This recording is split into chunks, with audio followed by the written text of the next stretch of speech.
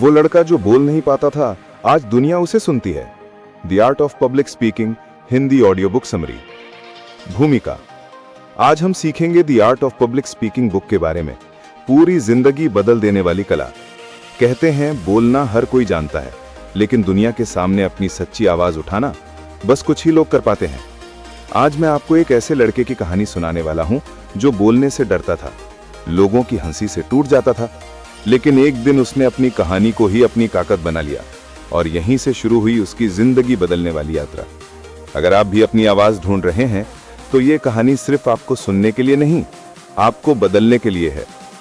बहुत से लोग ये मानते हैं कि पब्लिक स्पीकिंग सिर्फ स्टेज पर खड़े होकर बोलने का नाम है, लेकिन सच्चाई इससे कहीं गहरी है। पब्लिक स्पीकिंग एक ऐसी कला है जो हमारी सोच, हमारा आत्मविश्वास और हमारी पहचान दुनिया के सामने पेश करती है।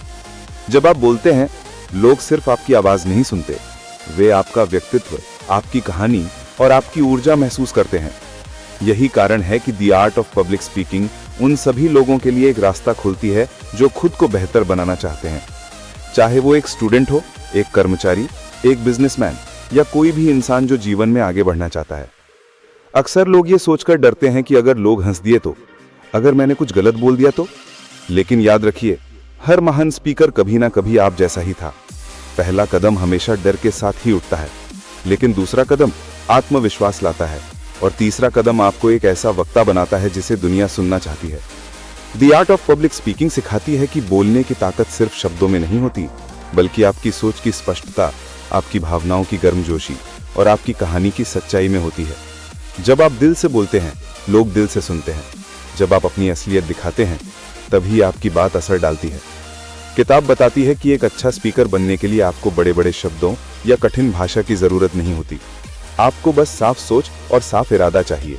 लोग आपकी भाषा नहीं, आपकी नीयत पढ़ते हैं। अगर आपकी नीयत साफ है तो आपकी बात भी साफ समझ आती है। इस किताब में एक चीज बार बार दोहराई गई है, तैयारी और अभ्यास। कोई भी मंच पर जाकर जादुई तरीके से अच्छा स्पीकर नहीं बनता।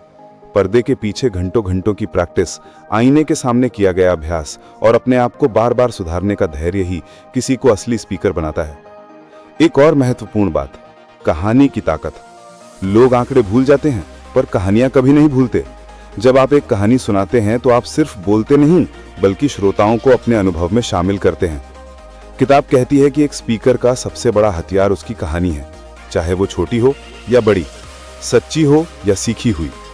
किताब ये भी सिखाती है कि आवाज का उतार चढ़ाव, चेहरे के हाव भाव और शरीर की भाषा, ये तीनों मिलकर आपकी बात को गहराई देते हैं।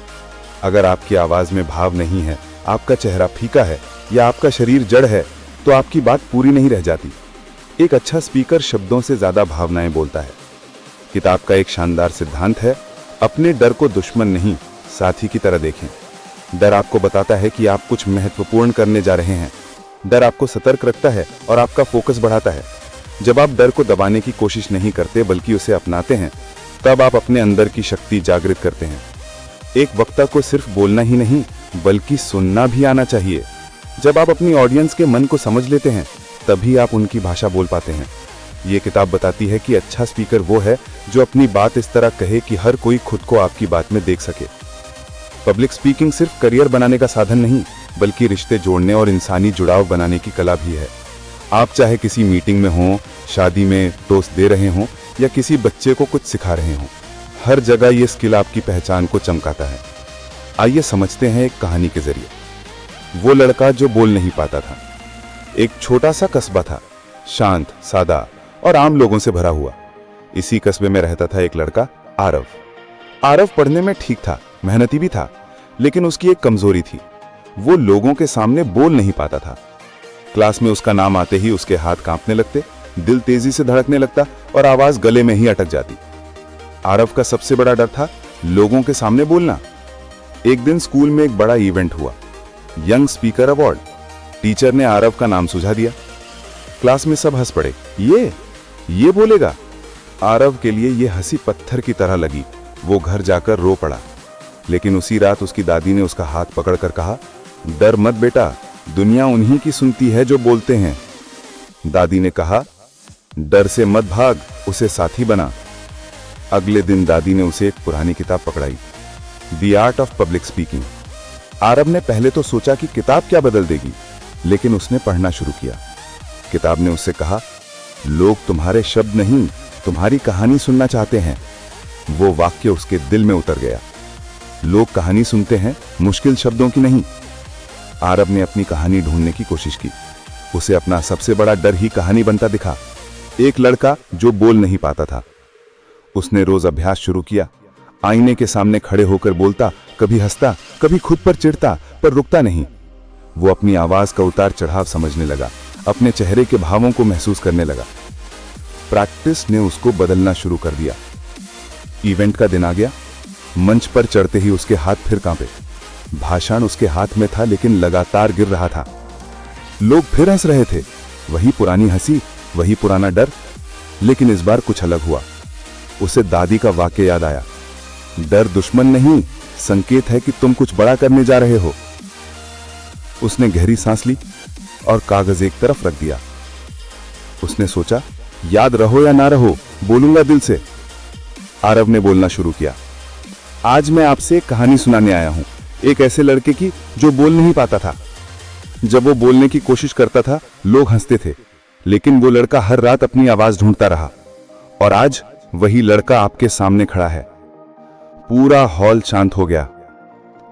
अब कोई हंसी नहीं, सिर्फ गहरा ध्यान। कहानी ने सबको रोक दिया। फिर उसने किताब से सीखी 3 बातें कहानी में जोड़ दी। पहली, लोग आपकी भाषा नहीं, आपकी नीयत समझते हैं। दूसरी, कहानी आंकड़ों से ज्यादा दिल को छूती है। तीसरी, डर अच्छा है, वो आपको बेहतर बनाता है। जब उसने बोलना खत्म किया, पूरा हॉल तालियों से गूंज उठा। टीचर, वही बच्चे जो कभी हंसते थे, सब खड़े थे। ये तालियां उसके शब्दों के लिए नहीं थी, ये तालियां उसके साहस के लिए थी। आरब ने स्टेज जीता नहीं, लोगों का दिल जीत लिया। उस दिन आरब ने जाना, पब्लिक स्पीकिंग मुंह खोलने की कला नहीं, खुद को दुनिया तक पहुंचाने की कला है। किताब ने उसे बोलना नहीं सिखाया, बल्कि अपने भीतर की आवाज सुनना सिखाया। वर्षों बाद वो आरब वही कस्बे का एक प्रसिद्ध स्पीकर बन गया। लोग उसे सुनने दूर दूर से आते थे। कभी मंच पर खड़े होने से डरने वाला लड़का अब दूसरों को डर जीतना सिखाता था। और जब कोई उससे पूछता, आप ये सब कैसे सीख गए, तो वो मुस्कुरा कर कहता, मैंने बोलना नहीं सीखा, मैंने अपनी कहानी को अपनाना सीखा। आखिर में किताब यही कहती है, अगर आप अपने शब्दों में दुनिया बदलने की ताकत भरना चाहते हैं, तो खुद पर विश्वास की शुरुआत करें। अपने अंदर की आवाज को पहचानें। आपकी कहानी सुनने के लिए दुनिया तैयार है, बस आपको बोलना शुरू करना है।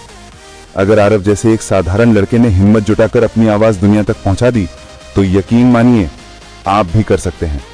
अब आपकी बारी है। अपना डर तोड़िए, अपनी कहानी बोलिए और दुनिया को बताइए कि आप कौन हैं। मिलते हैं और एक नई वीडियो में। धन्यवाद।